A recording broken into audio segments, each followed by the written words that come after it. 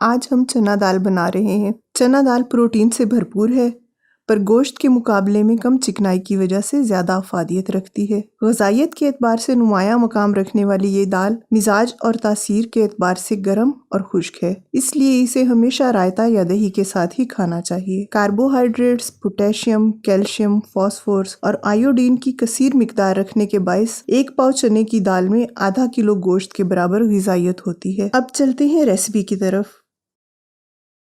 आधा किलो दाल साफ करके धोकर भिगो ली है।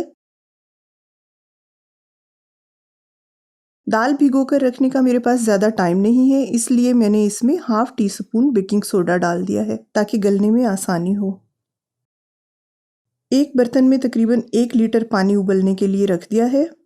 पानी गर्म हो जाने पर इसमें 1 टेबलस्पून नमक डालकर दाल को दोबारा धोकर इसमें उबलने के लिए डाल दिया है। दाल को गलने तक पकाएंगे।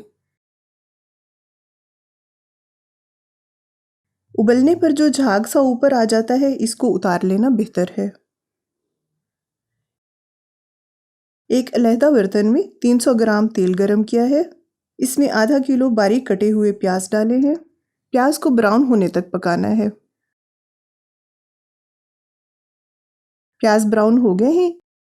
इसमें से हाफ निकालकर हम रख लेते हैं, जो हम दाल के साथ सर्व करेंगे। ये बहुत मज़े के लगते हैं। और बाकी प्याज में 1 टेबलस्पून अदरक पेस्ट और 1 टेबलस्पून लहसुन पेस्ट डाला है।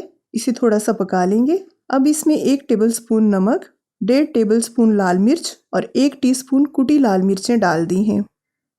इनको थोड़ा सा पकाकर फिर पानी का छींटा या टमाटर डालने चाहिए। फ़ौरन पानी या टमाटर नहीं डालना चाहिए, वरना मिर्चें कच्चापन देती हैं।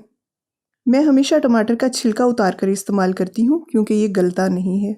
मिसाला भूनकर पानी का छींटा लगाया है। इससे मिसाला यकजान हो जाता है। जब मिसाला यकजान हो जाए तो इसमें दाल शामिल करेंगे।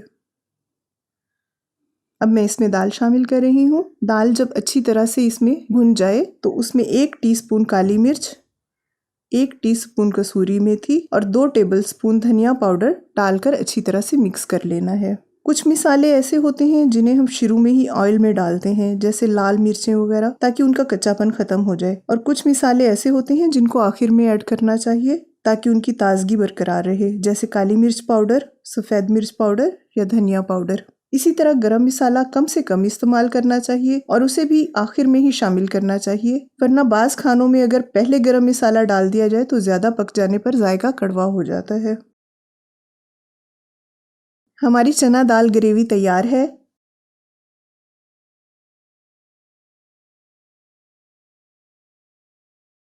चना दाल ग्रेवी को सर्व करने के मुझे 2 तरीके पसंद हैं। एक ताज़ा चपाती, ब्राउन प्याज, सलाद और रायता के साथ।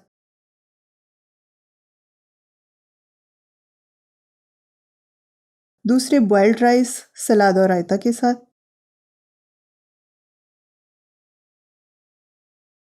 ताकि जिसको चावल के साथ पसंद हो वो चावल ले सकता है, और जो लोग चावल पसंद नहीं करते वो चपाती के साथ खा सकते हैं।